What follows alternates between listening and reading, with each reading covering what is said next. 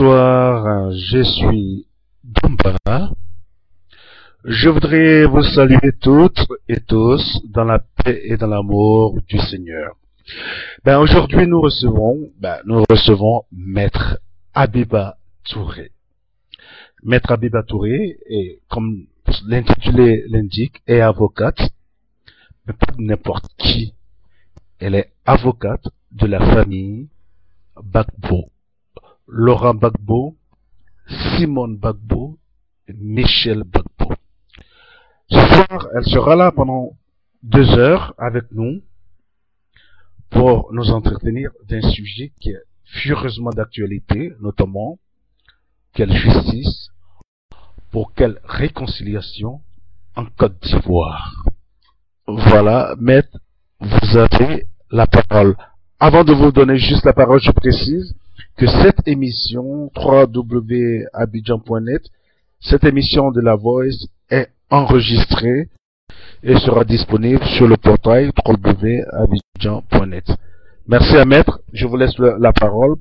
Pour quelle justice, pour quelle réconciliation Côte d'Ivoire, quand on sait que Laurent Gbagbo est à la CPI incarcéré, quand on sait que Michel Gbagbo est interdit de sortir du territoire ivoirien, et quand on sait que Simone Gbagbo est en prison, quelle réconciliation, quelle justice, pour quelle réconciliation. Maître, c'est à vous. Bonsoir. Oui, alors la problématique que nous allons aborder ce soir, donc elle met nécessairement en évidence un malaise. En effet, si le sujet de la réconciliation est encore à l'ordre du jour, presque 5 ans après le début de la crise post-électorale, c'est que manifestement la réconciliation est au point mort. C'est pratiquement un mirage, ou du moins un objectif qui n'a pas encore été atteint. Alors, le thème est, et je le remarque en réalité en 2 parties, puisque une des premières questions est de savoir si la réconciliation nationale est envisageable avec le couple Gbagbo incarcéré et Michel Gbagbo interdit de quitter le territoire, et dans un second temps de savoir quelle justice pour quelle réconciliation en Côte d'Ivoire. Alors, sur le premier point, certains vous diront, c'est-à-dire le premier point à savoir la réconciliation nationale est-elle envisageable que le couple Gbagbo incarcéré et Michel Gbagbo empêché de quitter le territoire, certains vous diront, en toutefois, d'ailleurs, comment vous pouvez conditionner la réconciliation nationale de tout un peuple au cas particulier de quelques personnalités. Certains vont, et ils le penseront. D'autres vous diront, de manière assez émotive, sans Gbagbo, il n'y aura pas de paix. Vous savez, on entend d'ailleurs, c'est un fameux slogan qu'on a entendu même en Angleterre, le fameux No Gbagbo, no peace. Alors en réalité, il faut bien comprendre, le problème de la réconciliation n'est évidemment pas le fait que certaines personnalités soient détenues ou déportées. Comme je disais, effectivement, le problème, c'est pas le fait que la réconciliation elle est évidemment pas liée nécessairement au fait que certaines personnes soient détenues ou déportées ou encore empêchées de voyager. Le problème, c'est quelle est la signification de ces actes. Le problème qui est véritablement posé, c'est le problème de la violation des droits attachés à la personne humaine. Le problème, c'est en réalité, et c'est ce qu'on va développer, c'est l'emprise du pouvoir politique sur le pouvoir judiciaire. Regardez un peu. Il y a quelques jours, il a été annoncé la libération d'une 50aine de prisonniers politiques. Évidemment, on s'en réjouit. Mais qu'est-ce que ça veut dire? Vous remarquerez que on n'a pas motivé, enfin, il n'y a pas une motivation judiciaire pour nous expliquer pourquoi ces personnes avaient été remises en liberté. Au contraire, tous les commentaires ont été de dire de quelle manière tous les commentaires ont été plutôt de dire que c'était très bien pour la réconciliation, c'était un pas vers la réconciliation, que c'était une décrispation des tensions politiques, en tout cas c'était un début de dialogue entre le pouvoir et l'opposition. Mais c'est grave. Et ça démontre bien, encore une fois, qu'on n'est pas dans un état de droit. Parce que, où on nous dit que ces personnes sont suspectes de crime, et qu'on a un certain nombre d'éléments contre eux, Et dans ce cas-là, rien ne justifierait a priori leur mise en liberté. Ou concrètement, on estime qu'on n'a rien contre eux, et dans ce cas, rien ne justifie leur détention aussi longtemps. Mais le fait qu'on nous explique que c'est une bonne chose pour la réconciliation, ça montre qu'il y a un problème, ça montre que la justice, ce n'est pas elle qui décide, mais c'est le politique qui décide à la place du pouvoir judiciaire. Et alors, la première question qui lierait le sort du couple Gbagbo et de Michel Gbagbo à la réconciliation, à ce moment-là, elle prend tout son sens et une toute autre ampleur. Car la réconciliation, à ce moment-là, apparaît comme étant l'otage du politique. Et le cas de Michel Gbagbo, en fait, est assez parlant. C'est un parfait exemple. Voilà un pouvoir qui joue sur l'émotion d'une partie du peuple ivoirien en disant que l'on ne peut exiger la libération du couple Gbagbo pour aller à la réconciliation, car selon nous, ça serait un manque de respect pour les victimes de la crise post-électorale. Très bien. Mais dans ce cas, si véritablement le pouvoir se préoccupe des victimes de la crise post-électorale, pourquoi empêcher Michel Gbagbo, qui se dit victime, de répondre à une convocation judiciaire devant la justice française? Pourquoi? Mais mieux, à défaut de permettre à Michel de se rendre en France, de répondre à la convocation du juge français, pourquoi, dans ces cas-là, empêcher le juge français de venir en Côte d'Ivoire et de répondre et de pouvoir poser les questions qu'il entend poser à Michel Gbagbo et à toutes les personnes suspectées? Pourquoi l'en empêcher? Ou on se soucie véritablement et on estime que l'impunité, il ne doit pas y avoir le règne de l'impunité et que tout le monde doit pouvoir rendre compte à la justice. Et dans ces cas-là, on n'empêche pas Michel de se rendre en France, ou on n'empêche pas le juge de se rendre en Côte d'Ivoire pour l'entendre, ou on nous explique à ce moment-là qu'il y a de bonnes victimes et des mauvaises victimes. En réalité, en arrière-plan, c'est l'idée qui est véhiculée. Et dans ce cas-là, nous ne sommes plus dans une logique judiciaire, mais dans une logique politique, avec ses rapports de force, et où les victimes sont en réalité instrumentalisées. Dès lors, la question qui se pose est de savoir de quelle réconciliation on parle. Ça nous amène au deuxième point.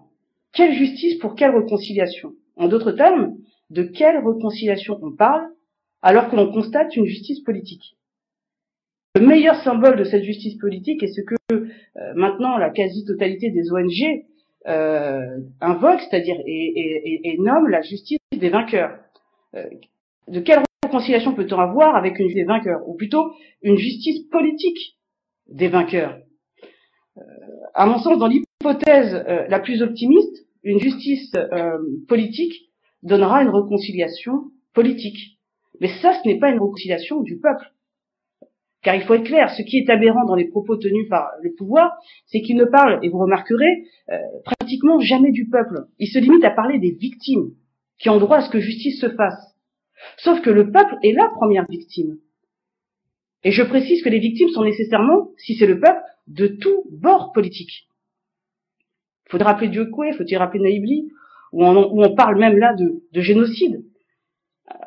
Alors, que les choses soient claires, mon propos n'est pas de dire que telle victime est mieux que telle autre. Je pars du principe qu'une victime est une victime.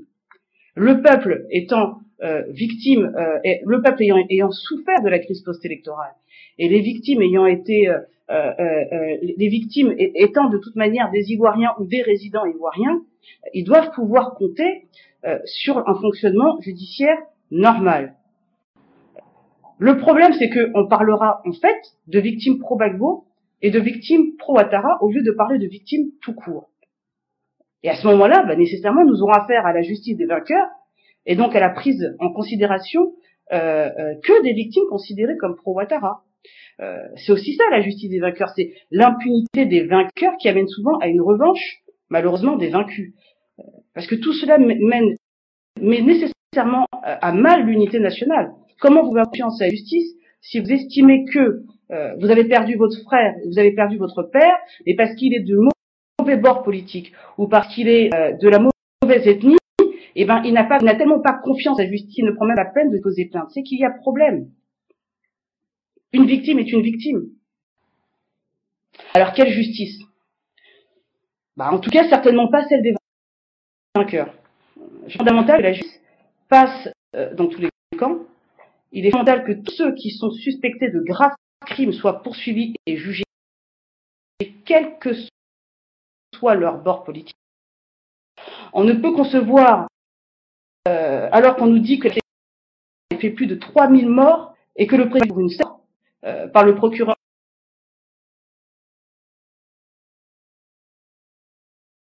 Bensouda qui en plus du mal à et qu'il est suspecté en tant que co-auteur indirect provoqué. Mais où sont les responsables des 2900 autres? Où sont-ils?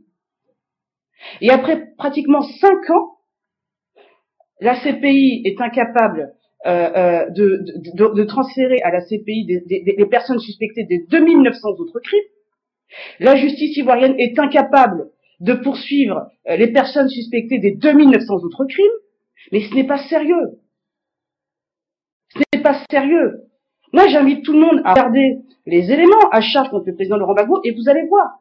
Ça varie entre 100 et 160 victimes. Alors, encore une fois, une vie est une vie. Mais les 160 victimes n'ont pas plus de valeur que les 2900 autres. Il faut être logique.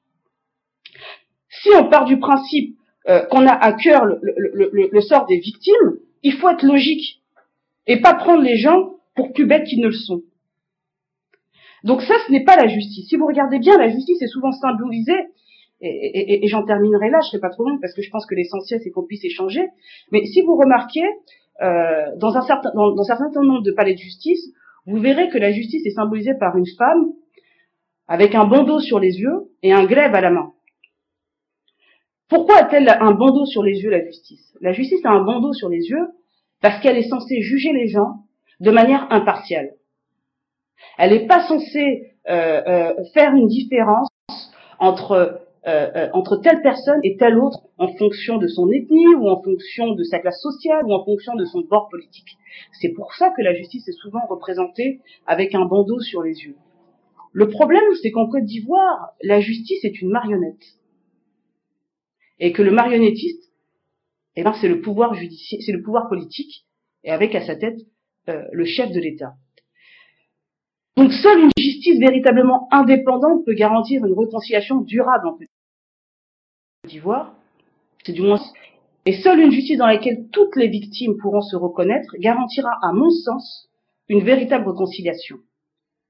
À défaut, tôt ou tard, si les gens n'ont plus confiance en leur justice, si les gens n'ont plus confiance au système judiciaire, ils ont malheureusement la fâcheuse tendance à vouloir se faire justice eux-mêmes. Et ça nuit nécessairement à l'unité nationale. Oui, ce que je disais, c'est qu'il n'y a pas de graves accusations, c'est qu'en réalité, c'est un état des lieux. Je pense que il faut sortir de l'émotion, mais tout le monde doit sortir de l'émotion. On peut être en désaccord ou être d'accord, peu importe.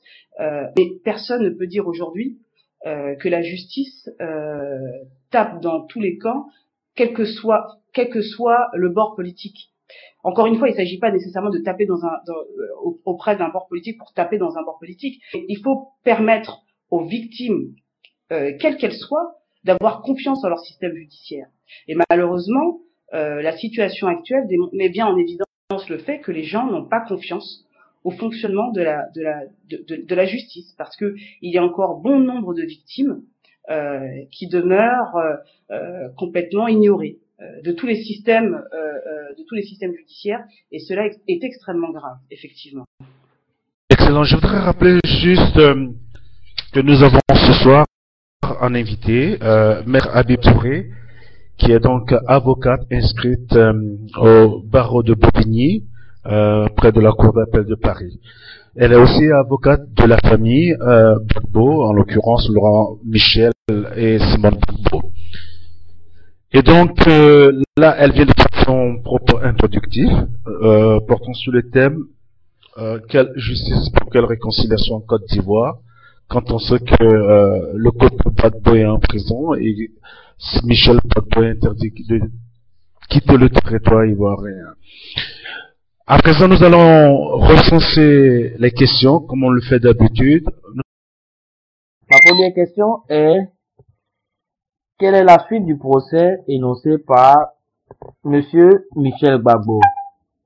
Est-ce que ce procès sera poursuivi ou non? Bon, là, je m'arrête sur ma question. Voilà ma seule question en tant que telle.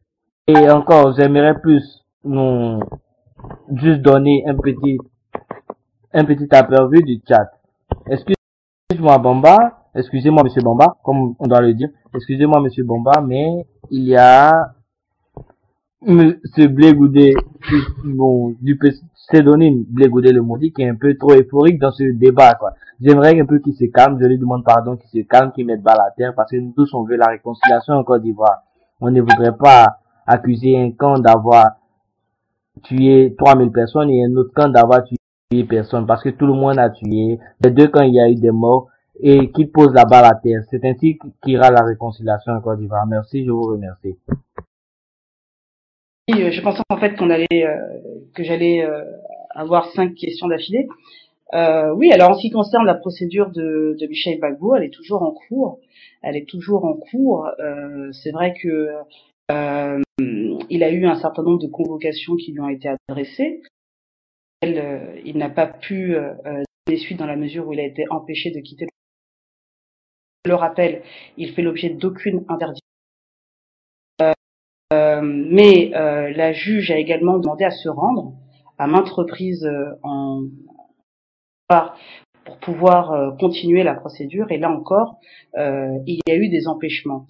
Alors, mais pour autant, ça ne bloque pas la procédure, parce que les événements qui se sont déroulés lors de la crise post-électorale, il y a eu témoins des faits que concrètement la juge d'instruction a quand même un certain nombre de travail à effectuer qui permet de nourrir le dossier dans l'attente en espérant que la situation puisse se décanter et qu'elle se rende ou alors qu'elle puisse voir Michel se rendre en France pour répondre à ces questions.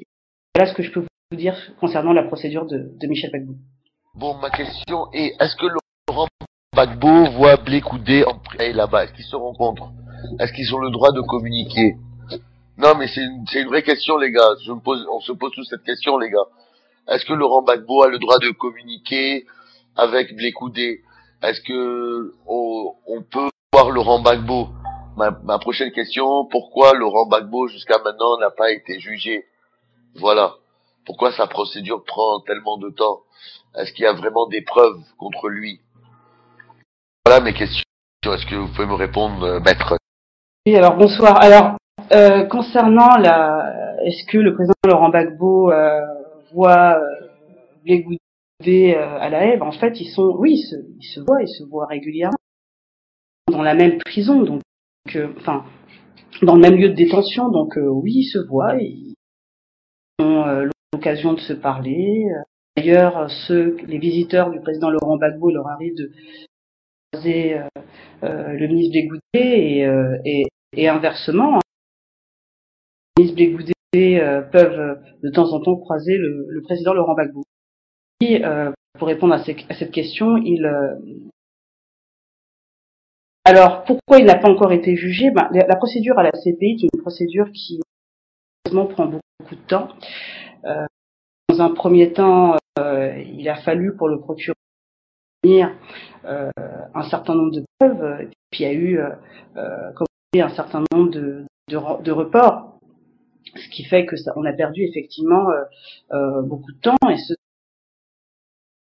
ajournement des charges, puisque les charges n'ont pas été confirmées.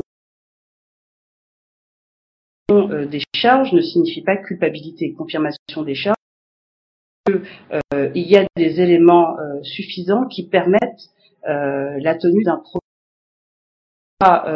préjugé du résultat. Tout le problème du procureur, c'est de déterminer la chaîne de commandement. Si pour les charges, parce que on parle de la marche, on parle de la manifestation sur la RTI, des victimes des femmes d'Abobo, enfin voilà, les cas sont assez restreints et la difficulté pour le procureur de recueillir un certain nombre d'éléments qui permettent de manière indiscutable la chaîne de commandement. Donc ça prend beaucoup de temps parce que parallèlement, il faut permettre à la défense d'organiser, de pouvoir répliquer ou de son côté réunir des preuves ou des réponses apportées par la procureure. Donc ça prend malheureusement, il est vrai, beaucoup de temps. Voilà. Ma prochaine question est, parce que bon, moi j'ai suivi le procès de mon ancien Premier ministre Atik Hariri. Est-ce que vous savez tous, en tant qu'Ivoiriens, que c'est la Côte d'Ivoire qui paye le tribunal international? Est-ce que j'ai raison, maître, en disant ça, que c'est la Côte d'Ivoire qui paye le tribunal international, une petite partie du monde en fait.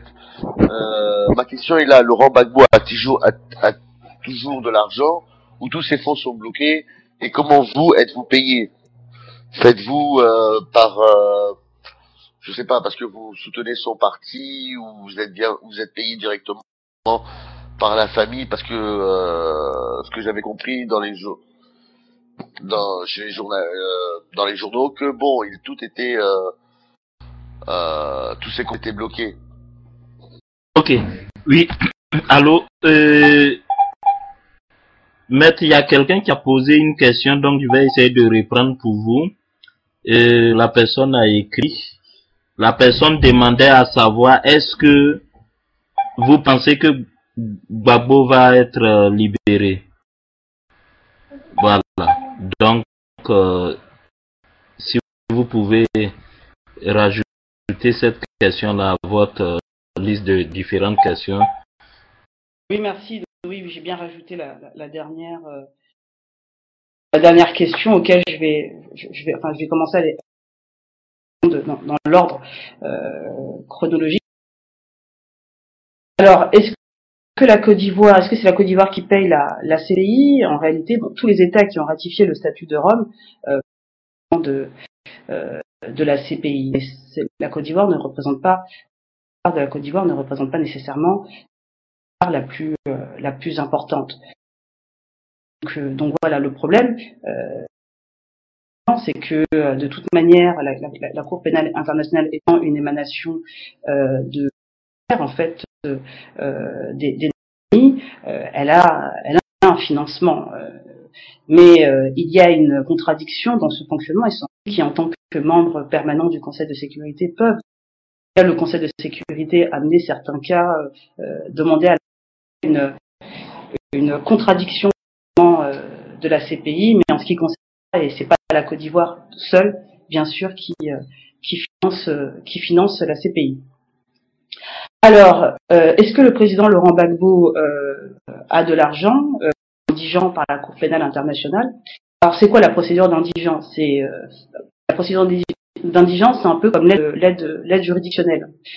Pour quelqu'un qui n'a pas beaucoup d'argent, qui est un justiciable qui n'a pas beaucoup d'argent ou pas, et qui demande à bénéficier d'aide juridictionnelle. Et dans ces cas-là, paye sa défense, d'ailleurs, paye son. En l'occurrence, dans le cas du président Laurent Gbagbo, la CPI a mené 10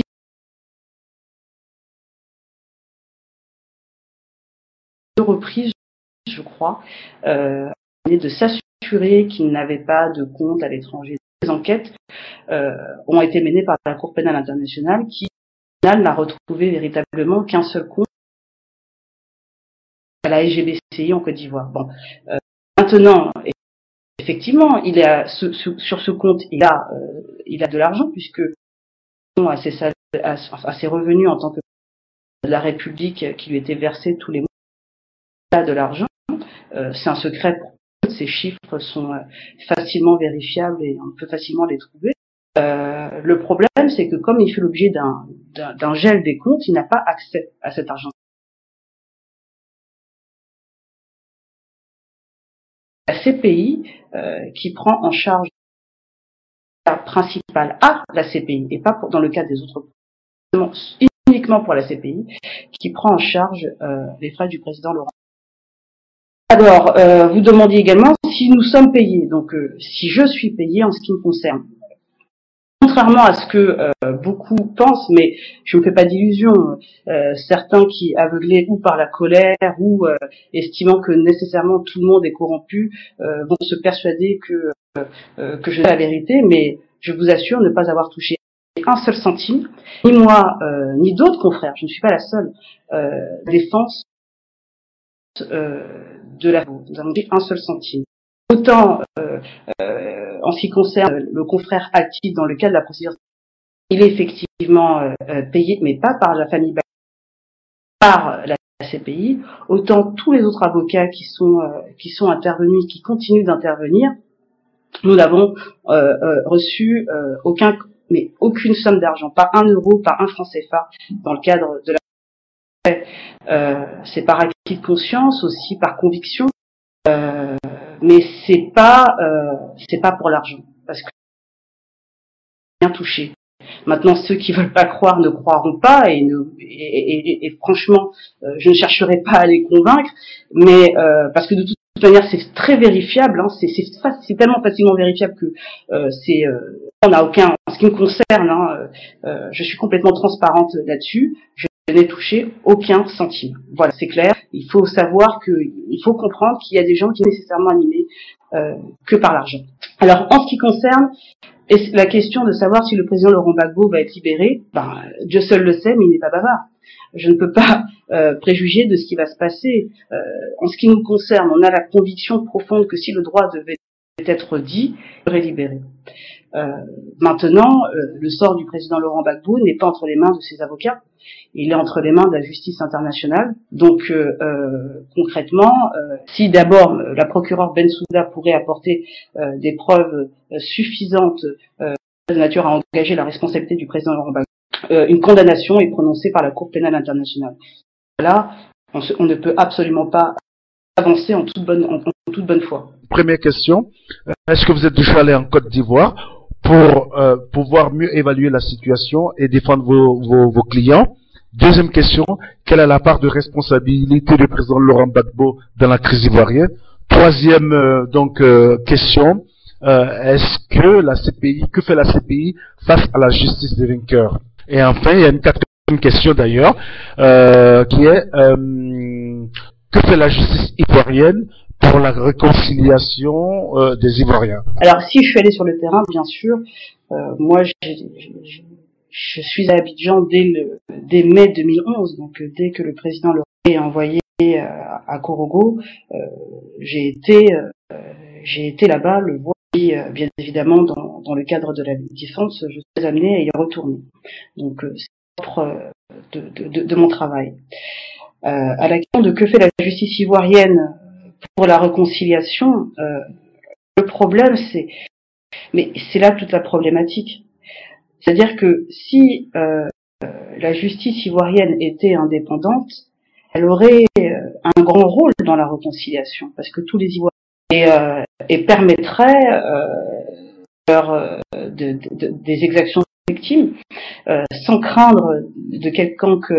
Or, en l'occurrence, on le voit bien, le problème qu'il y a, c'est que il y a toute une partie du peuple ivoirien qui n'a pas confiance, qui la justice de son pays, qui a peur, qui vit dans la peur, qui rumine, qui pleure ses victimes, et ce n'est pas bon, ce n'est jamais. La réconciliation est nécessaire parce qu'il faut reconstruire la Côte d'Ivoire, et on ne peut pas construire un pays en sang ou en ignorant une partie de sa population. Il faut prendre en considération toutes les victimes. Encore une fois, il n'y a pas de bonnes ou de mauvaises victimes, il n'y a que des victimes. Je pense que cela ne passera que par une indépendance de la justice ivoirienne. Il n'est pas normal dans un état de droit que des décisions judiciaires soient annoncées avant qu'elles aient été prononcées par le ministre de la Justice. Voilà, c'est pas normal, c'est pas comme ça que fonctionne une justice indépendante. Donc voilà, donc je pense pas que ce soit impossible, je pense que il faut du temps, que ça se fera, il n'y a pas de raison. Tous les États sont passés par là, la France elle-même, hein. La France a eu des procès expéditifs, hein, la terreur sous la Révolution française. Donc il y a des moments sombres dans toutes les histoires de pays et de peuples, mais il faut savoir surmonter ça, parce que c'est l'unité nationale qui doit prévaloir. Et on doit entendre qu'il y a eu des victimes dans les deux camps. D'ailleurs, il n'y a pas eu de victimes dans les deux camps, il y a eu des victimes tout court, parce qu'il n'est pas normal qu'on puisse agresser ou tuer des gens parce qu'ils soutiennent Monsieur Ouattara ou qui sont persuadés que Monsieur Ouattara est le président ou que Monsieur Ouattara est malmené ou qui sont convaincus par le programme politique de Monsieur Ouattara. Il n'est pas normal que ces personnes aient pu être malmenées, tuées, assassinées ou violées. Ce n'est pas normal. Et toutes les personnes qui se sont rendues coupables de cela doivent rendre compte à la justice ivoirienne. Mais il est aussi pas normal que des personnes, parce que considérées comme pro-Gbagbo, ou parce qu'ils ont voté Gbagbo, ou parce que faisant partie de la même ethnie que le président Laurent Gbagbo, ou estimant faire partie d'une ethnie proche du président Laurent Gbagbo, soit aussi malmenés, persécutés, violés, tués. Ce n'est pas normal. Et donc, il faut que une justice apaisée, impartiale, qui va permettre de restaurer un état de droit et de faire en sorte que tous les Ivoiriens aient confiance en leur système judiciaire. Donc voilà ce que je pense maintenant. Comment la justice elle peut retrouver son indépendance. Il faut une volonté politique de véritable séparation. Faut pas que le judiciaire s'immisce dans le pouvoir. Faut pas que le pouvoir politique s'immisce dans le pouvoir judiciaire. Il faut une réelle indépendance. On n'en est pas encore là aujourd'hui, mais il faut se battre. Faut se battre pour ça. Je pense que attention, entendons-nous bien. Hein, les juristes ivoiriens, quand je dis juristes, je parle autant des avocats que des magistrats et autres, ont une très bonne formation. C'est-à-dire que c'est pas une question de formation. Et ils n'ont rien à envier aux magistrats occidentaux. Ils sont très bons d'un point de vue juridique. Le problème, c'est que, d'ailleurs, c'est ce qui les met mal à l'aise, parce que les décisions rendues ou les poursuites engagées ne répondent pas nécessairement à une logique judiciaire, mais à une logique politique, parce que ça n'a pas de aberration de procédure. Donc, et cela n'est dû qu'à l'emprise du politique sur le pouvoir judiciaire. Donc, il faut pouvoir en sortir. Alors, en ce qui concerne la part de responsabilité du président Laurent Gbagbo dans la crise ivoirienne, je le dis, je le redis, je n'ai pas une vision manichéenne de ce qui s'est passé en Côte d'Ivoire. Il n'y a pas le camp du bien et le camp du mal. Part du principe, à partir de cela, que tous les leaders politiques ont leur part de responsabilité. Tous. Pas du président Laurent Gbagbo à Monsieur Ouattara. Ils ont tous leur part de responsabilité. Tous. Donc, évidemment, on n'en serait pas là. Il y a peut-être eu des décisions malheureuses du président Laurent Gbagbo. Il y a peut-être eu aussi des actes malheureux de part et d'autre. Mais je pense qu'ils sont tous une co-responsabilité dans ce qui est l'un des pays phares de l'Afrique de l'Ouest et qui ne mérite pas, le peuple ne mérite certainement pas ce qui a subi ces dernières années. Donc voilà. Mais je pense que il faut dire les choses clairement. Donc la classe politique est responsable, ça va au-delà de la personne du président Laurent Gbagbo, c'est la classe politique. Alors, comment la CPI peut-elle avancer dans un dossier avec une justice des vainqueurs? Là aussi, c'est-à-dire, même si je suis très critique vis-à-vis de la CPI, bon, il faut quand même être honnête. La CPI ne peut pas tout faire. Ce qu'il faut savoir, et je le dis souvent, vous savez, il faut savoir que dans la CPI, vous ne pouvez pas porter plainte. C'est-à-dire que toutes les victimes ivoiriennes, ou celles qui s'estiment victimes, ne peuvent pas se saisir. Le dépôt de plainte n'existe pas. Donc la Cour, elle est quelque part, elle ne peut anesthésier que des affaires pour laquelle on l'a saisie. Alors, et on l'a saisie comment? C'est les États qui la saisissent, ou alors le procureur. Bon, maintenant, si le procureur, et c'est là toute la difficulté, si le procureur fait plus de politique que de justice, eh bien, nécessairement, ça pose problème. Ça pose problème parce que on peut pas concevoir, comme je l'ai dit, dans une crise ivoirienne où tous les protagonistes ont une responsabilité, qu'elle puisse discuter avec un camp et poursuivre l'autre camp. Procureur, vous ne pouvez pas. Imaginez-vous, vous voulez porter plainte, vous saisissez la justice et puis vous voyez votre procureur en train de boire un café avec votre adversaire ou en tout cas avec les personnes que vous voulez poursuivre. Comment vous pouvez avoir confiance au procureur après? Eh ben, on est un peu dans cette situation-là. Donc c'est un système un peu compliqué où véritablement les poursuites dépendent du procureur. Le procureur à l'heure actuelle fait un petit peu le jeu de la justice des vainqueurs, faut être franc sur ce point-là. Mais pour le reste, en ce qui concerne la CPI, elle a été claire. Elle a demandé à ce que toutes les investigations remontent jusqu'à 2002. Donc elle a dit au procureur de le faire. Maintenant, c'est au procureur de voir ce que ça va donner. Donc voilà ce que je répondre pour l'ensemble des questions qui m'ont été posées. Bon, ma question, maître, est-ce qu'il y a quelqu'un qui a déjà une fois dans sa vie été innocenté à la CPI? Ça, c'est ma première question. Parce qu'à mon avis, non. Il n'y a jamais personne qui a été innocenté à la CPI. Donc pour moi, Laurent Gbagbo va rester en prison. Est-ce que cela je sais pas, vous vous battez pour une cause perdue? Je considère que vous vous battez pour une cause perdue. Parce que vous propos, maître, en disant que bon, la CPI, quelle conclusion ça? Elle est en train de... Mais bien sûr, à la CPI, il n'y a jamais personne qui est rentré, qui est sorti innocent.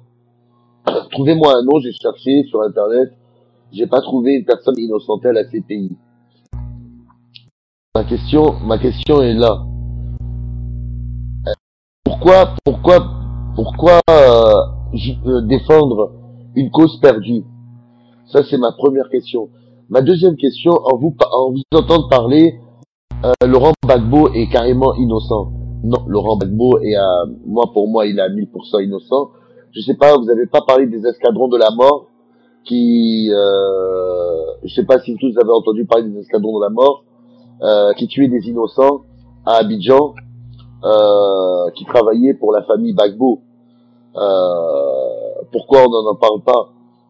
C'est vrai qu'il y avait eu une guerre, on est d'accord. Il y avait une guerre, il faut remonter aussi, si vous voulez remonter, maître, jusqu'en 2002, ou en 2002, il faut noter aussi que le Nord, les nordistes, quand les policiers de Laurent Gbagbo, les militaires de Laurent Gbagbo attrapaient un nordiste, sa carte d'identité était déchirée, qui des fois il était emprisonné, que des fois il était tabassé, on n'en parle pas. Non, il y avait ma question, et puis maintenant je suis entré dans un débat, là, Mouchel, faut me laisser dans mon débat, là. Je suis inspiré, là, en ce moment. Donc, voilà, toutes ces questions, et j'ai une question à vous dire. En fait, j'ai quelque chose à vous dire, pas une question. On dit l'ex-président Laurent Gbagbo, parce que au niveau du monde international, il est reconnu comme président. Il y a que vous, comme avocat, qui le disiez encore président. C'est un ex-président, et le nouveau président, c'est Alassane Draman Ouattara. Qu'on le veuille ou qu'on le veuille pas.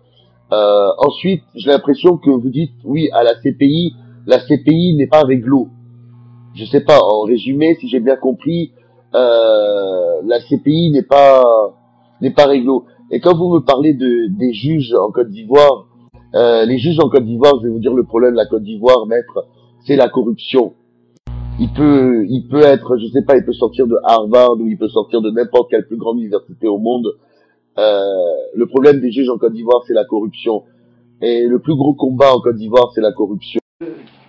Deux questions. Alors, et des fois, je m'interroge même de savoir si on m'a bien écouté, puisqu'on m'attribue des choses que je n'ai absolument, des choses que. Alors, est-ce qu'il y a des personnes? Alors, la question de savoir est-ce qu'il y a des personnes qui ont été innocentées par la CPI? Oui, bien sûr. Alors, en fait, ce qu'il faut comprendre, c'est que avant que la juridiction CPI, d'autres personnes ont été acquises. Encore, les charges n'ont pas été confirmées. De penser que quand on rentre à la CPI, on en ressort nécessairement en prison. Le cas du président Kenyatta le démontre encore. Donc, je pense que vraiment faut raison garder. Alors, et ce n'est pas une cause perdue. Ce n'est pas une cause perdue. Un avocat ne dans un dossier en se disant bon ben il y a des combats moins difficiles. Mais l'objectif est de mettre en évidence un certain nombre de choses, au mieux les intérêts de son client, de mettre en évidence le manque de preuves ou les insuffisances de preuves. Tout dépend des dossiers, de manière générale. En l'occurrence, dans le cadre, je dis aucun de nous, c'est moi et mes confrères, aucun de nous menons un combat perdu. C'est pas notre ligne de conduite, c'est pas comme ça qu'on entrevoit les choses. À chaque fois, mais ça se voit effectivement que vous n'avez peut-être pas suivi un certain nombre d'éléments judiciaires parce que il y a des choses tellement aberrantes dans les différents dossiers, que ce soit du président Laurent Gbagbo et les autres, on voit bien que il manque de preuves et que toutes les preuves annoncées en grande pompe, on a des difficultés à les présenter. Alors maintenant, vous me parlez des escadrons de la mort.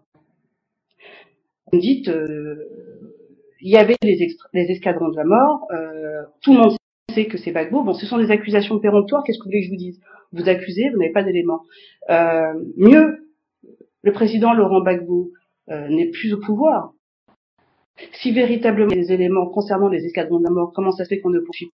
Je rappelle qu'il n'y a aucune poursuite aujourd'hui contre le président Laurent Gbagbo ou contre la première dame ou contre d'autres sur cette fameuse histoire des escadrons de la mort.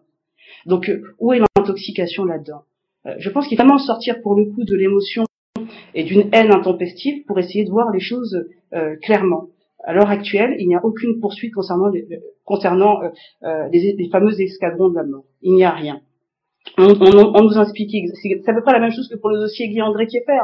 On nous a expliqué que, bon, tant que le président Laurent Gbagbo était là, que l'affaire n'avancerait pas, qu'il bloquait le dossier patati et patata. Aujourd'hui, où en est le dossier Guy-André Kieffer? Il est nulle part. Il va nulle part. Bon, c'est aussi là la faute du président Laurent Gbagbo, c'est aussi là la faute de la première dame. Bon, quelle est la différence? C'est que vous savez, il y a les accusations, et les accusations, le problème, c'est qu'elles sont souvent infamantes. Et que, à force de les répéter, pour beaucoup, elles deviennent une vérité. La rumeur gonfle. Et effectivement, vous l'avez dit, il n'y a pas de fumée sans feu. C'est ce qu'on dit souvent, il n'y a pas de fumée sans feu, il n'y a pas de fumée sans feu. Mais lorsque vous-même vous vous retrouvez dans les arcanes du pouvoir judiciaire, c'est à ce moment, et que vous faites broyer par la machine judiciaire, vous vous dites, ah bon, on peut être innocent et subir ça? Bah oui, ça existe. Là, en l'occurrence, je constate juste que par rapport à toutes les accusations qui ont été portées contre eux, aujourd'hui, aucune poursuite n'est menée sur ces différentes accusations. C'est à eux qu'il faut poser la question. La question n'est pas de savoir comment il y avait les escadrons de la mort, c'est comment on prouve qu'il y avait les escadrons de la mort et comment ça se fait qu'il n'y a aucune poursuite aujourd'hui sur ces fameux escadrons de la mort. Donc voilà ce que j'avais à dire sur ce point-là. Alors, je n'ai jamais dit, encore une fois, alors je reprends parce que la personne qui avait indiqué, bon, a parlé assez longuement en disant bon que j'aurais dit que les juges de la CPI ne sont pas réglo. Écoutez bien mes mots. J'ai dit le problème c'est qu'on peut pas jeter la pierre à la CPI parce que malheureusement beaucoup de choses dépendent du procureur. Je suis claire. Je ne suis pas en train de jeter la pierre à la CPI, à l'institution judiciaire CPI, parce que ce n'est pas elle en réalité. Et je l'ai dit, et je le répète, un particulier ne peut pas déposer plainte à la CPI. Si on pouvait déposer plainte à la CPI et que les juges refusaient de mener des investigations, j'entendrais ce que vous dites, mais ce n'est pas le cas. Tout dépend malheureusement du procureur, en grande partie. Et le procureur, il faut bien le constater, pour l'instant ne tape que dans un camp. Mais j'aime pas dire dans un camp, parce que moi ça ne me pose aucun problème qu'ils poursuivent, en tout cas qu'ils mettent des investigations sur des crimes. Je ne réfléchis pas en termes de camp. Je pars du principe il doit mener des investigations sur des crimes. Mais le problème, c'est que je constate que le procureur nous dit, je vais d'abord enquêter sur les crimes des pro-Gbagbo, et ensuite je vais enquêter sur les crimes des pro-Ouattara. Mais ça n'a pas de sens. Parce que c'est un préjugement. C'est que le procureur part du principe qu'il y a nécessairement des crimes commis par des pro-Gbagbo et des crimes commis par des pro-Ouattara. Il y a des crimes, point. Avec des victimes, point. Je pense qu'il faut arrêter de sortir de cette logique pro-Gbagbo, pro-Ouattara. Ce sont des victimes et il y a des auteurs ou des suspects. Si on voyait les choses comme ça, bah peut-être qu'effectivement on avancerait dans le chemin de la réconciliation, on avancerait dans le système judiciaire, et que concrètement les gens auraient peut-être plus confiance aux différents systèmes judiciaires. Parce que c'est un préjugement. Il faut bien comprendre cela. C'est un préjugement quand vous dites je vais d'abord enquêter sur les crimes pro. Qu'est-ce qui vous permet de démontrer que c'est un pro-Gbagbo qui l'a commis? Qu'est-ce qui vous permet de définir c'est quoi un pro-Gbagbo? Ça n'a pas de sens. Ça n'a pas de sens. Vraiment, ça n'a pas de sens. On enquête sur des crimes, ensuite on monte la chaîne de commandement. On arrête le suspect on lui demande pourquoi il a fait cela. Il va dire j'ai fait cela parce qu'on m'a donné l'ordre. On va dire mais t'as pas à exécuter un ordre illégal, donc on l'arrête lui. On arrête son supérieur pour lui dire pourquoi il a donné l'ordre illégal, et lui va dire bah oui mais c'est ma hiérarchie que, et c'est comme ça qu'on remonte. Mais on n'arrive pas en disant bon j'arrête des gens et puis j'essaie de bricoler, d'essayer de voir si je peux reconstituer un dossier. Faut pas oublier qu'on est parti lors de l'audience de confirmation de charge, parce que manifestement ou certains l'ont pas vu ou ils l'ont vu avec une vision complètement aveuglée par l'émotion. Il ne faut pas oublier que les éléments à charge, c'était quoi? C'était des articles de presse du Patriote, c'était des articles de certaines ONG. Ça n'a pas de sens. C'est-à-dire concrètement, le procureur, il doit mener des investigations. C'est bien, de se fonder sur de prendre comme commencement de preuve, on dit en droit, comme commencement de preuve, de prendre des éléments pour dire bon, semble-t-il, il y a des crimes qui ont été commis dans telle zone, ou des personnes ont été victimes de crimes dans telle zone. C'est bien de prendre ces éléments, que ce soit des articles de presse ou des rapports d'ONG, mais après il faut aller sur le terrain mener des investigations, et c'est ce qui a manqué dans le cadre de la procédure Laurent Gbagbo. Et contrairement à ce que vous pensez, je ne jette vraiment pas la pierre à la Cour pénale internationale, mais c'est l'attitude du procureur que vraiment je condamne en l'occurrence. Alors les juges ivoiriens sont corrompus, c'est bien ce problème. Bon, c'est vous qui le dites, c'est possible, mais j'aurais tendance à vous dire que la corruption, ce n'est pas qu'en Côte d'Ivoire que ça existe. Je pense qu'il faut qu'on arrête de dénigrer nos systèmes judiciaires, ce qui ne signifie pas qu'il est parfait. Vous avez vu que tout à l'heure j'ai émis un certain nombre de critiques et le problème en tout cas de l'emprise du pouvoir politique sur le pouvoir judiciaire. Donc je ne pense pas que nécessairement le problème soit lié à une corruption. Je pense que le problème fondamental est lié au manque d'indépendance de la justice ivoirienne. Et quand on arrivera à cette indépendance-là, vous verrez que les choses iront mieux. Alors, ce qui ne signifie pas qu'il ne pourrait pas y avoir d'autres difficultés qui se posent, bien sûr. Mais ceci étant dit, il faut quand même faire confiance et faire confiance à son système, en tout cas se battre pour améliorer le système judiciaire. Ça, c'est très important. Faut pas se limiter à une vision, à une critique acerbe de nos magistrats et de notre système judiciaire, parce qu'une critique pour une critique n'est pas constructive. Il faut essayer de l'améliorer, il faut essayer de voir comment on peut participer chacun à son niveau à faire en sorte que nous vivions, en tout cas, dans un État dans lequel tout le monde se reconnaît et dans une justice en laquelle tout le monde pourrait se reconnaître. Alors, en ce qui concerne la France-Afrique, je pense que les événements récents en Côte d'Ivoire démontrent encore qu'effectivement on y est encore. Après, c'est un débat politique à développer peut-être, mais qui n'est peut-être pas nécessairement l'objet de ce thème. Mais évidemment que la France a eu un rôle extrêmement important, évidemment que ça met tout le monde mal à l'aise, notamment chez les Occidentaux. Maintenant, c'est fait. Je pense qu'il faut arrêter de regarder dans le rétroviseur, regarder de l'avant et voir comment on peut améliorer les choses. Alors, en ce qui concerne la procédure de Michel Gbagbo, j'ai bien entendu effectivement le parallèle qui a été fait par rapport à la procédure des victimes de Bouaké, mais c'est quand même différent. Parce que vous indiquez à Bouaké, aucun procès n'a été annoncé. Aucun. Par contre, ce qui s'est passé, c'est que il y a eu des actes d'instruction qui ont été menés, et puis à un moment, il y a eu des difficultés. Là, à l'heure actuelle, semble-t-il, c'est un peu difficile pour ce procès-là, pour cette procédure-là, c'est pas un procès, mais une procédure, d'avancer. C'est extrêmement difficile. Mais en ce qui concerne le dossier de Michel Gbagbo, en l'occurrence, hormis les difficultés que l'instruction rencontre avec les autorités ivoiriennes, pour le reste, ça avance. Et on se bat pour faire avancer le dossier. Donc, en ce qui nous concerne, on demeure en tout cas assez optimiste et on continue de travailler pour faire bouger le dossier. Voilà ce que je peux vous dire. Oui, ma question est très précise. Bon, je voudrais savoir où était Maître Abiba Touré dans les années 99 jusqu'en 2010. Où elle était? C'est la Ivoirienne.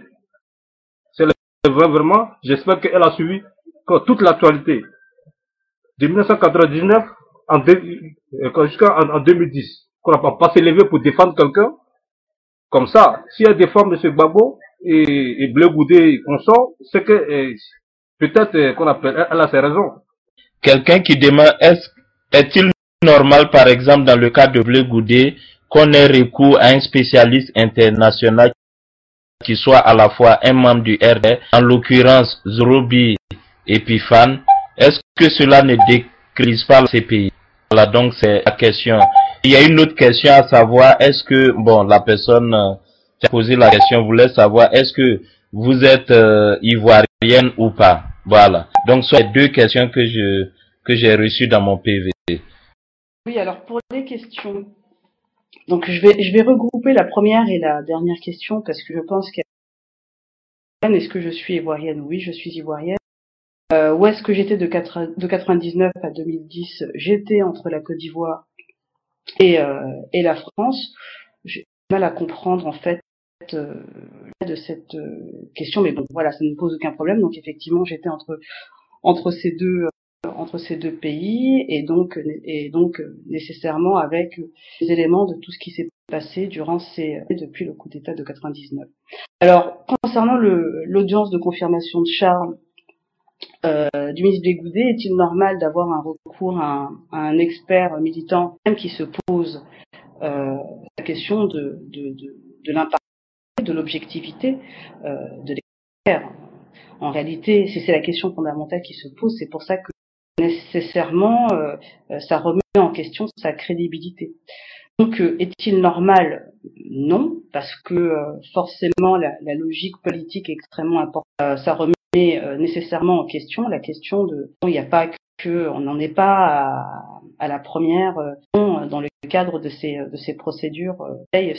Encore une fois, c'est une audience de confirmer le maximum de charges possibles, et puis à la défense de faire son travail, et aux magistrats de statuer. Voilà, mais effectivement, j'ai envie de dire, est-ce que vous accepteriez si votre père qui vient se prononcer sur votre cas soit l'ami de votre meilleur ennemi, quoi.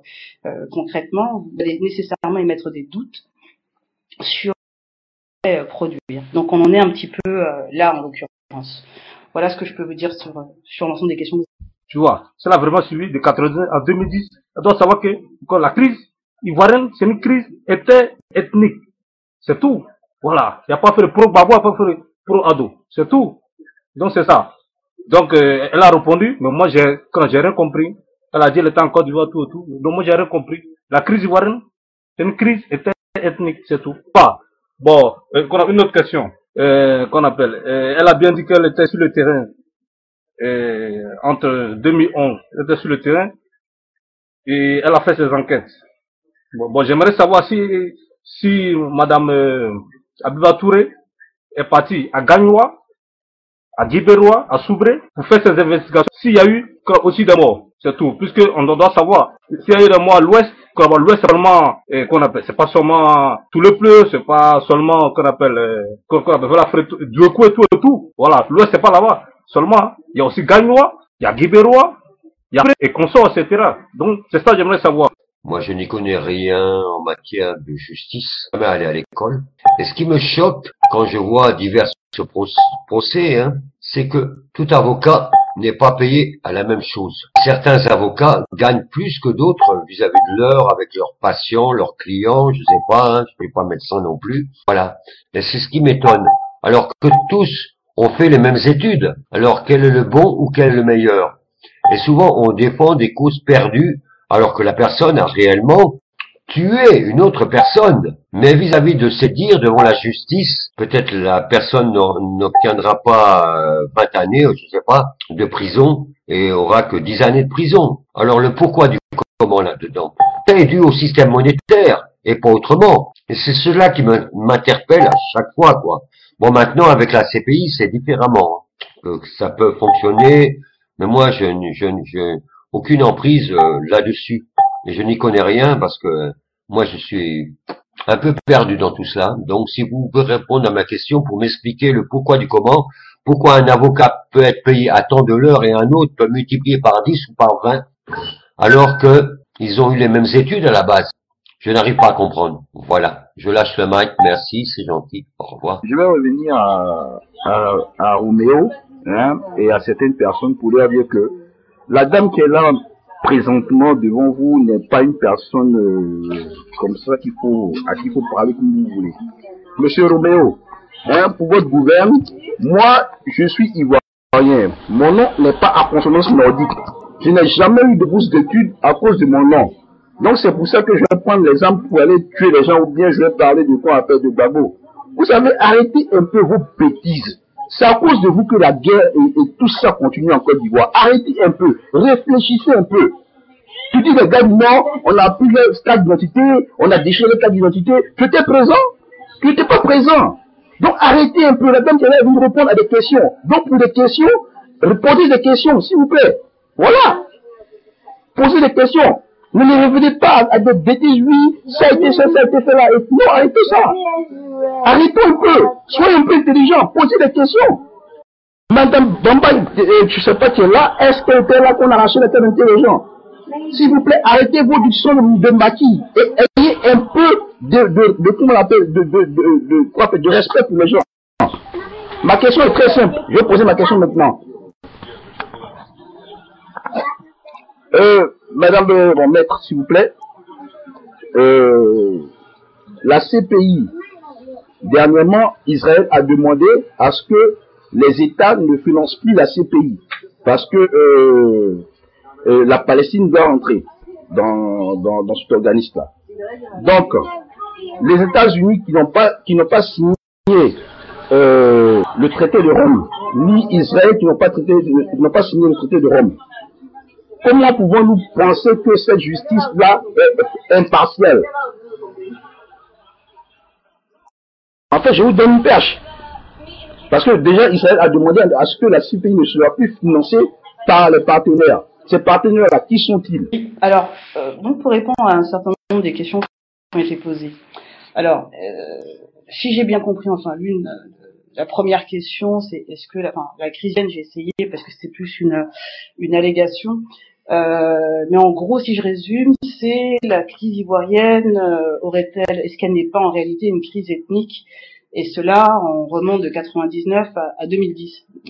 Je pense que la crise ivoirienne est une crise dans laquelle l'ethnie a été instrumentalisée. Voilà. Ou les ethnies d'ailleurs, pas une ethnie en particulier, où toutes les ethnies ont été instrumentalisées.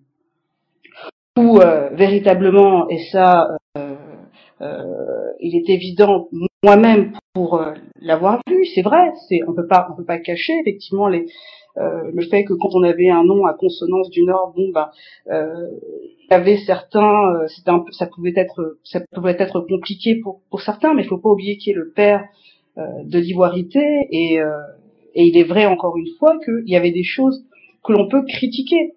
Évidemment, on n'est pas là, je ne prétends pas vivre dans le monde des bisounours et je ne crois pas que tel a été mon propos. Donc la crise ivoirienne, pour répondre à cette question, est une crise où, à mon sens, les ethnies ont été instrumentalisées à des fins politiques. Voilà. Alors, est-ce que j'ai voyagé à travers tout le pays pour répertorier toutes les victimes? Ce monsieur, je crois qu'il confond le rôle de l'avocat avec celui du procureur. Le rôle du procureur est effectivement de faire le tour du pays pour répertorier toutes les victimes, voir, notamment du procureur de la CPI, voir ce qu'il en est, recueillir les témoignages, voir quels sont les auteurs présumés, et mener des investigations, des poursuites, et faire délivrer des mandats d'arrêt par rapport à ça. Voilà le rôle du procureur. Le rôle de l'avocat est de défendre. Ce n'est pas à moi de rapporter des preuves contre mes clients. Ce n'est pas à moi d'aller répertorier quelles sont les victimes. Ce n'est pas à moi de le faire. Moi, je constate juste une chose. C'est que concrètement, celui qui dit aujourd'hui que les victimes ne sont que d'un camp, est ou un aveugle, et dans ce cas-là, je vous retournerai la question, où étiez-vous ces dernières années, et où étiez-vous durant la crise post-électorale? Parce qu'à ma connaissance, les victimes n'avaient pas spécialement de couleur, pour la plupart d'ailleurs, n'avaient pas spécialement de couleur politique. Elles étaient en fonction de leur ethnie, elles étaient victimes en fonction de leur ethnie, d'où la récupération ethnique du conflit. Donc je pense qu'il faut raison garder, il faut sortir encore une fois d'une émotion qui mène à rien, voire à un délirium. Il y a des victimes dans tous les camps, et le problème c'est que le procureur ne les répertorie pas tous. Il ne s'intéresse, lui, manifestement qu'à un type de victime, et c'est ce qui est dérangeant. Donc, il faut, je pense, mettre cela en évidence, et c'est du bon sens que de le mettre en évidence, parce que on peut dire que les avocats de Laurent Gbagbo le disent, mais Amnesty le dit, Human Rights le dit, la FIDH le dit, bon, on peut pas les taxer d'être de pro-Gbagbo. Donc, à un moment donné, je pense qu'il faut arrêter de faire preuve de mauvaise foi. Alors, à la question de savoir pourquoi il y a des avocats qui gagnent plus d'affaires que d'autres, pourquoi il y a des avocats qui gagnent plus d'argent que d'autres, les horaires sont libres. Et puis tout dépend du dossier. On peut avoir un mauvais dossier qui est très difficile et pour lequel on ne peut de toute manière obtenir de bons résultats. Et puis il y a des dossiers dans lesquels on se bat qui peuvent être aussi très difficiles et on va avoir la chance d'obtenir un bon résultat, et un aléa extrêmement fort dans le cadre des procédures judiciaires. Et ce n'est pas moi qui vais commencer à distribuer les bons points à tel ou tel avocat. Et comme vous l'indiquez, nous avons tous la même formation. Après, chacun établit en conscience sa stratégie avec son client. Voilà ce que je peux dire. Alors, en ce qui concerne la position d'Israël par rapport à la CPI et à sa volonté que les États ne financent pas, ne la financent plus. Écoutez, moi, par rapport à la CPI, c'est pas moi qui vais jeter la pierre pour jeter la pierre. En tant que panafricaine, il est bien évident que je préférais une justice sur le continent, une justice continentale. J'aurais préféré qu'il y ait une cour pénale africaine qui juge toute personne suspectée de graves crimes sur le continent. Vous remarquerez que devant la CPI, c'est souvent des États, des petits États, qui sont renvoyés devant cette juridiction. Et ça pose un problème, parce que la justice doit être la même pour tous. Il y a eu des graves crimes qui ont été dénoncés en Irak, de graves crimes qui ont été dénoncés en Libye, de graves crimes qui ont été dénoncés et dont on suspecte au demeurant, notamment pour l'Irak, les forces américaines. Bon, et bien évidemment, jamais un représentant américain ne sera renvoyé devant la CPI, et pour eux, il n'est pas jugé sur son territoire.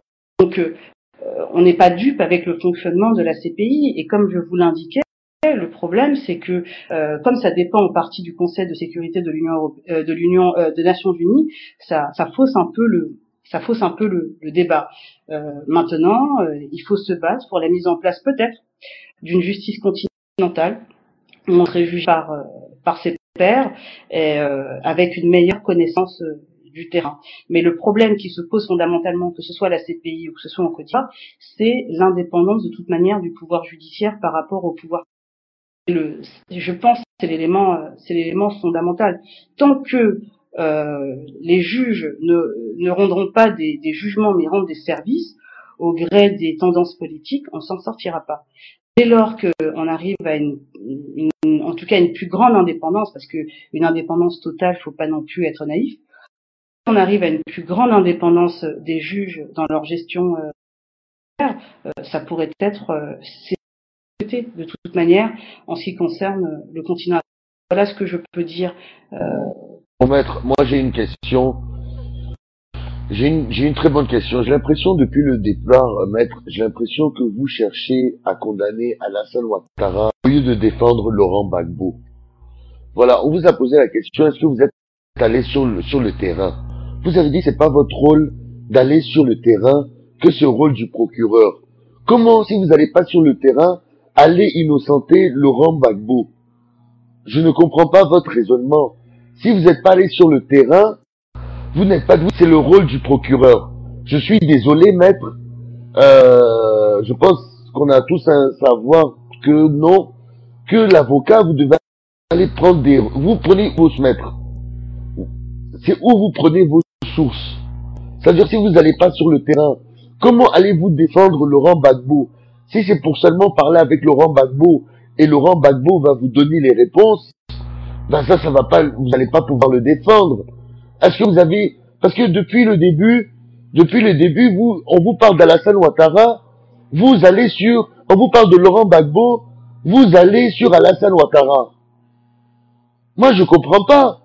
C'est pas le procès de Alassane Ouattara, c'est le procès de Laurent Gbagbo.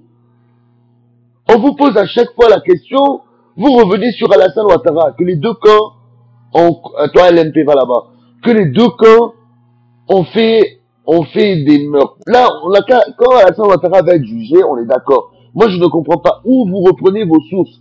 Comment vous allez défendre Laurent Gbagbo sans être allé sur le terrain, sans avoir vu même les victimes. Mais moi, je comprends pas les avocats. Moi, je comprends pas. Si vous pouvez me répondre là-dessus, parce que vous m'avez dit que vous partez pas sur le terrain, c'est le rôle du procureur. Voilà ma question.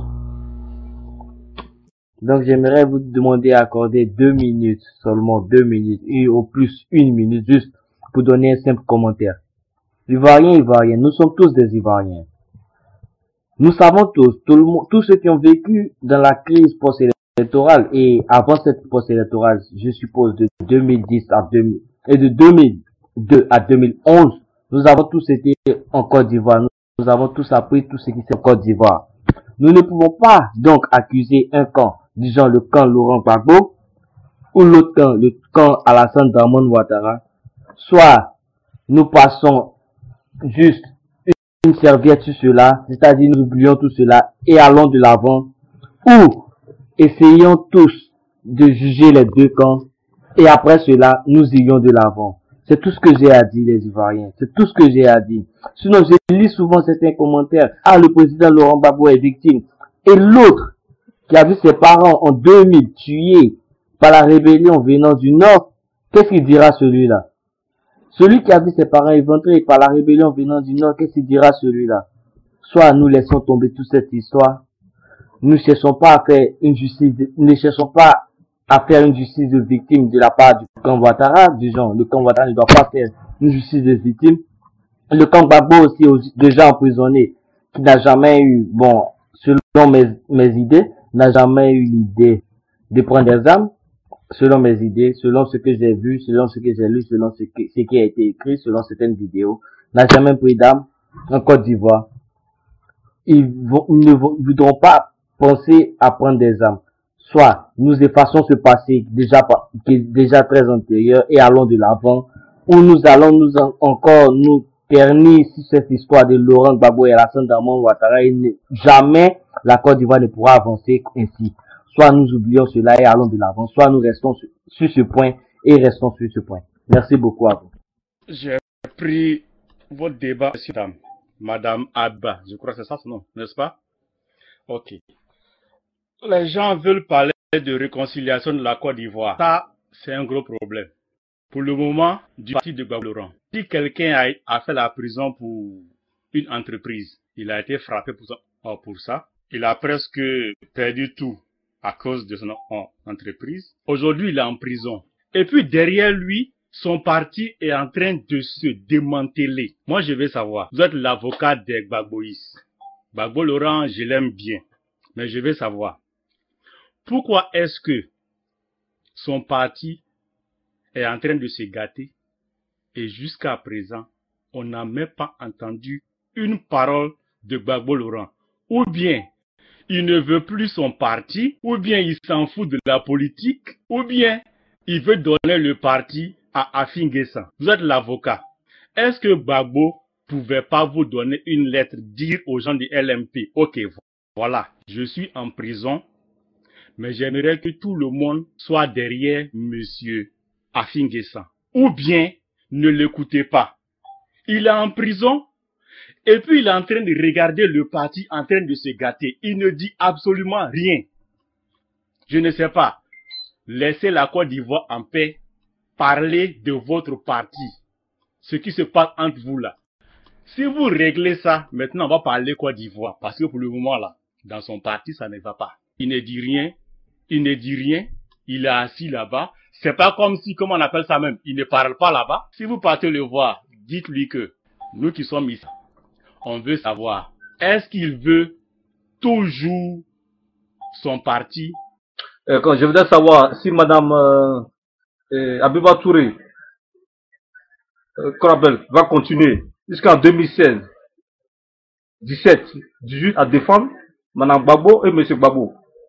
Voilà, puisque nous, ce qu'on sait, c'est que ce procès est très long. On sait ça, c'est très long. Donc, j'aimerais savoir, puisque je vois qu'elle est très très courageuse, elle est courageuse. Elle est panafricaniste, elle est courageuse. Et donc, je vais essayer de répondre aux différentes questions. Donc, la première question concernant la provocation en appelant le président Laurent Gbagbo, le ministre Blé Goudé ministre, sachant que il n'aurait pas été dans un gouvernement légal. Bon, je suis embêtée parce que cette question-là, faudrait que je fasse je vais essayer d'être brève parce qu'il reste très peu de temps et j'aimerais pouvoir répondre à toutes les questions, mais je vais essayer d'être claire. Tout le monde s'accorde à dire, à l'heure actuelle, que la présidence de Monsieur Ouattara aurait éventuellement commencé en mai 2011, pas avant. Pas avant, pourquoi parce que le président Laurent Gbagbo a prêté serment devant le Conseil constitutionnel, a été mis en place, qui avait l'effectivité du pouvoir, qui payait les fonctionnaires. D'ailleurs, ça n'a pas été remis en question par monsieur. Donc tout le monde s'accorde à dire en tout cas que de décembre 2010 à avril 2011, le président de la République était le président Laurent Gbagbo. Dès lors, son gouvernement, dont M. Blé-Goudé faisait partie, faisait de lui un ministre de l'égalité. Alors, est-ce que je suis militant du FPI? Pas du tout. Je n'ai pas ma carte au FPI. Alors, bien évidemment, comme tout le monde, j'ai pu voir la crise actuelle qui traverse ce parti. Le président Laurent Gbagbo est nécessairement attentif à la situation de son parti. En tout cas, il m'en a fait cas. En tout cas, quand on en a discuté. Que vous dire, c'est une question qui concerne ce parti qu'ils doivent régler entre eux. La seule chose que je peux vous indiquer, puisque la question a été posée de savoir pourquoi il n'intervient pas, pourquoi il part pas, mais il m'a dit, et semble-t-il, ça a été fait lors d'un des meetings pour la présidence du parti, il a écrit, il a adressé le courrier qu'il a fait lire aux militants pour donner sa position. Il me l'a confirmé, sa candidature, il me l'a confirmé. Donc voilà, pour le reste, c'est à ce parti de se reprendre en main. Et je n'entends pas y interférer. Alors concernant la question d'aller sur le terrain, je crois que je ne me suis pas bien fait comprendre. Le jeune homme ne m'a pas bien comprise. La question fondamentale est de dire comment nous travaillons, comment la défense travaille. Est-ce que la défense se rend à Abidjan, se rend en Côte d'Ivoire, essaie de voir, de récupérer des éléments? Évidemment que la défense le fait. S'est rendu sur le terrain, il a payé son sœur Barouin, s'y rend également. Ce que je dis, c'est pas inverser la charge de la preuve. Ce que je dis, c'est que si vous, monsieur, on vous accuse de vol, vous allez demander qu'est-ce que vous avez volé, où est-ce qu'on prétend que vous avez volé, et à quel moment vous l'auriez volé. Parce que ce sont ces éléments-là qui vont vous permettre de déterminer si vous aviez un alibi, si véritablement on justifie d'un vol, etc. Si demain, monsieur, une femme vous accuse de l'avoir violée, vous voudrez savoir l'identité de cette femme, vous voudrez savoir à quel moment elle prétend que vous l'avez volée, vous l'avez violée, vous voudrez savoir, vous demanderiez un certain nombre d'éléments. C'est pas à vous qui allez courir après les informations, c'est à la personne qui vous accuse d'apporter les informations. C'est ce que je vous dis, normal comme ça. Maintenant, ça n'empêche pas la défense d'aller sur le terrain, mais pas pour aller mener des investigations pour savoir, contrairement à ce que vous indiquez, parce que la défense n'est pas là, n'est pas un procureur bis pour aller charger Monsieur Ouattara. C'est pas ça l'objet. Ce que je dis, c'est qu'il y avait des victimes des deux côtés, mais il n'en demeure pas moins que dans le cadre de la défense du président Laurent Gbagbo, l'objectif est de dire bon, quels sont les éléments à charge qu'on nous présente et quelle en est leur véracité. Quels sont les éléments que le procureur amène pour corroborer les faits qu'il soutient. C'est comme ça. Et c'est dans ce processus-là que oui, effectivement, on peut être amené à aller sur le terrain. Ça se passe comme ça. Mais quand j'ai dit tout à l'heure que je ne suis pas un procureur, que je n'ai pas à faire le tour de la Côte d'Ivoire, c'est qu'on me demandait est-ce que je suis parti voir toutes les victimes. C'est pas ça le rôle de l'avocat. L'avocat, c'est en fonction des éléments qui lui sont présentés, il voit. Et puis, il faut comprendre aussi une chose, c'est que dans le cadre de la procédure CPI, beaucoup de victimes sont anonymisées. Donc, il n'est pas possible de toute manière d'aller les voir. Ça se passe pas comme ça. Pour des raisons de sécurité et autres, on le fait pas. Donc, j'espère avoir été clair sur ce point-là. La défense fait son travail. Et puis, il faut savoir que la défense n'a pas les mêmes moyens que le procureur. Le procureur a des moyens d'État. Il a une équipe extrêmement importante. La défense du président Laurent Gbagbo, si ce n'est le confrère Emmanuel Altit, qui est payé par la CPI, le reste n'a pas les moyens. Donc concrètement, on peut pas. Avec quel argent on va s'amuser à faire le tour de la Côte d'Ivoire? Avec quel argent? On a des moyens extrêmement limités. C'est d'ailleurs pour ça que la Cour pénale internationale demande au procureur de mettre à la disposition de la défense tous les éléments qu'elle a pu récupérer, que ce soit des éléments à charge ou à décharge. Donc j'espère avoir dissipé tout malentendu sur cette question-là. Alors, est-ce que je vais continuer à défendre le président Laurent Gbagbo et son épouse et son fils? Bien évidemment. bien évidemment. En tout cas, tant qu'il ne sera pas décidé autrement par eux ou pas, ou en tout cas d'un commun accord, on continuera. Parce que concrètement, fondamentalement, je pense que tout le monde a droit à une défense, parce que fondamentalement, on est convaincu du combat que l'on mène dans cette défense et qu'on fait au mieux. Donc oui, on continuera jusqu'au bout. Et faut pas qu'on se décourage dans ce combat-là qui n'est pas facile, mais en tout cas on s'accroche. Bon, ma dernière question. Est-ce que Laurent Gbagbo sait que ses avocats sont pauvres? Voilà ma vraie question.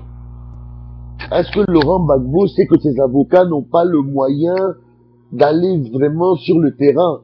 Maintenant, ils vont me dire non, j'ai mal compris la question, ou je comprends pas. Non, les gars, elle parle bien français. Tout à l'heure, elle a dit qu'elle n'est pas partie sur le terrain. Maintenant, non, elle dit qu'elle part sur le terrain, mais bon, c'est pas sur tous les terrains. Maintenant, elle dit que bon, ils n'ont pas les moyens. Moi, ma question est, je comprends. Ma question est, est-ce que Laurent Gbagbo sait que ses avocats sont pauvres? Est-ce qu'il sait que ce qui se passe réellement? Est-ce que vous lui dites? Bon, pour compléter, puisque bon, est-ce que le président Laurent Gbagbo sait que ses avocats sont pauvres? Le président Laurent Gbagbo sait parfaitement que ça ne dispose pas de moyens. Comme je vous l'indiquais, les moyens sont extrêmement limités. Encore une fois, et je répète, la question d'aller sur le terrain ou pas, si je répondais à la question quand on me demandait est-ce qu'on allait voir les victimes. Le rôle de l'avocat, c'est pas de faire le tour de toutes les victimes, étant observé qu'on peut pas le faire. Faut être honnête, il y a combien de procès ici en Côte d'Ivoire? Combien d'avocats vont faire le tour de toutes les victimes? Ça n'existe pas, ça se passe pas comme ça. Bon, manifestement, vous ne voyez pas trop comment se déroule une procédure judiciaire. Ça ne se passe pas comme ça. Si la question est-ce que, dans des cas particuliers, par exemple, lorsqu'on essaie de voir si les faits qui nous ont été relatés d'un point de vue géographique, d'un point de vue des dispositions des éléments, est-ce que c'est crédible? Est-ce qu'il nous a déjà été amené d'aller sur le terrain pour voir cette crédibilité concernant la configuration des faits? Ça a été fait. Mais on peut pas faire le tour de la Côte d'Ivoire pour aller voir chacune des victimes, parce que je vous le dis encore, les victimes sont anonymisées, donc de toute manière ce n'est pas possible. C'est par groupe. On dit voilà, il y a tant de personnes qui ont été victimes de ceci ou de cela dans telle zone, dans telle zone. C'est comme ça que ça se passe. Donc c'est pas possible. C'est pas une question de on veut pas. C'est une question que c'est pas comme ça que fonctionne le système judiciaire. Bon, donc le président Laurent Gbagbo sait que nous n'avons pas les moyens. Il sait qu'on fait ce qu'on peut. Il sait qu'on demande un certain nombre de diligences sont aussi. Il y a le procureur. C'est un peu le même fonctionnement que le procureur à l'américaine, si vous voulez, le procureur à la CPI, c'est-à-dire qu'il mène des investigations et il est obligé de remettre les preuves à charge et à décharge aux avocats de la défense qui eux font le tri. Donc ou alors voient les incohérences des éléments qui leur sont présentés. Donc ce travail-là est fait. Maintenant, bon, vous affirmez que le président Laurent Gbagbo a des comptes en Suisse et il l'a dit lui-même. Hein, si vous arrivez à mettre la main dessus, franchement, gardez l'argent. Ce sont des légendes urbaines, encore une fois. Vous vous doutez bien que la CPI est une émanation du Conseil des Nations Unies. La CPI ne débloque pas des fonds pour payer l'avocat principal. Ça n'existe pas. Il ne débloque pas des fonds si le monsieur a un compte en Suisse et qu'il ne déclare pas. Bon, les investigations en Suisse ont été menées en long, en large et en travers. Et pas qu'en Suisse d'ailleurs, à travers le monde. Je vous ai dit au début de mon intervention qu'un certain nombre de représentants de la Cour étaient venus le voir, avaient mené des investigations et n'avaient trouvé que son compte en Côte d'Ivoire. Mieux, les rapports des groupes d'experts des Nations Unies, qui sont des rapports qui interviennent tous les 6 mois environ, ou tous les ans, à chaque fois, ils font le point, ils recherchent dans tous les pays du monde, et ils n'ont pas trouvé d'autre compte que le compte du président Laurent Gbagbo à la CPI. Bon, maintenant, si vous voulez vous persuader que le président a un compte en Suisse, je ne peux pas lutter contre ça. Hein. Vous pouvez continuer d'y croire.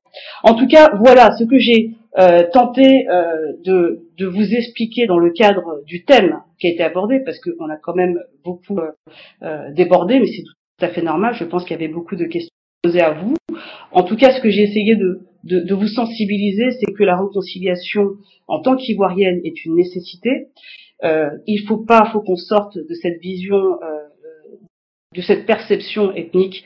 On peut être du Nord et apprécier le président Laurent Gbagbo, on peut être du Sud ou de l'Est et apprécier Monsieur Ouattara. Je pense qu'il faut qu'on sorte de cela, parce que au-delà de ces hommes, au-delà des partis politiques, ce qui est important, c'est la cohésion nationale, c'est l'unité nationale. C'est un pays qu'on aime, on peut être en désaccord tous, mais il y a quelque chose qui nous réunit tous, c'est l'amour de ce pays.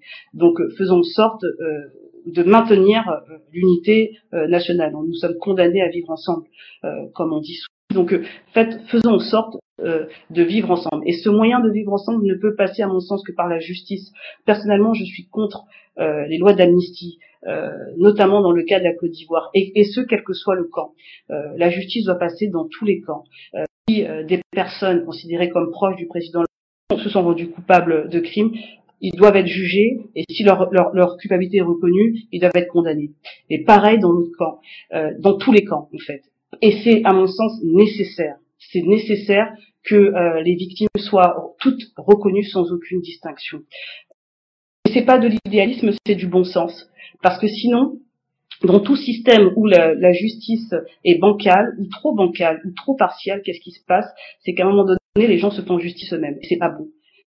Ça amène la vengeance, et la vengeance, malheureusement, la vengeance est souvent aveugle, parce qu'on peut s'en prendre à quelqu'un qui nous a fait aussi, on peut s'en prendre à des innocents qu'on va considérer coupables parce que du bord politique opposé ou de l'ethnie considérée comme ennemie, et on fait des victimes. Et c'est un cercle vicieux dans lequel il nous faut sortir.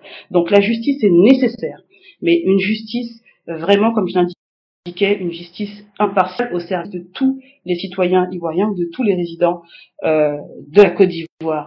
En ce qui concerne notre défense et la position du président Laurent Gbagbo jusqu'aujourd'hui, est de dire, bon, moi je suis là, je vais rendre compte à la justice, je le ferai, de manière, à l'heure actuelle, même si on ne le voulait pas, on n'aurait pas le choix, donc c'est ce qu'on fait, mais que tout le monde en fasse autant. On se bat comme on peut, avec les moyens que l'on a, c'est pas facile, mais on s'accroche, parce que je pense qu'au-delà des moyens, il y a de la conviction, il y a beaucoup de bonne volonté aussi, des gens qui nous aident beaucoup, qui font ce qu'ils peuvent pour nous aider, pour nous soutenir, ne serait-ce que moralement.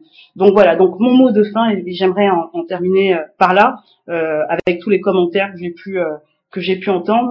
Ce que je peux, en tout cas mon vœu le plus cher, c'est que vous tous, ceux qui sont d'accord avec moi ou en désaccord avec moi, ceux qui combattent le président Laurent Gbagbo ou qui ne le combattent pas, peu importe, je pense qu'aujourd'hui il faut avancer, consacrez-vous d'une manière ou d'une autre à votre niveau à l'intérêt de ce beau pays qui est notre dénominateur commun et que l'on aime tous. Voilà, merci beaucoup et très bonne soirée.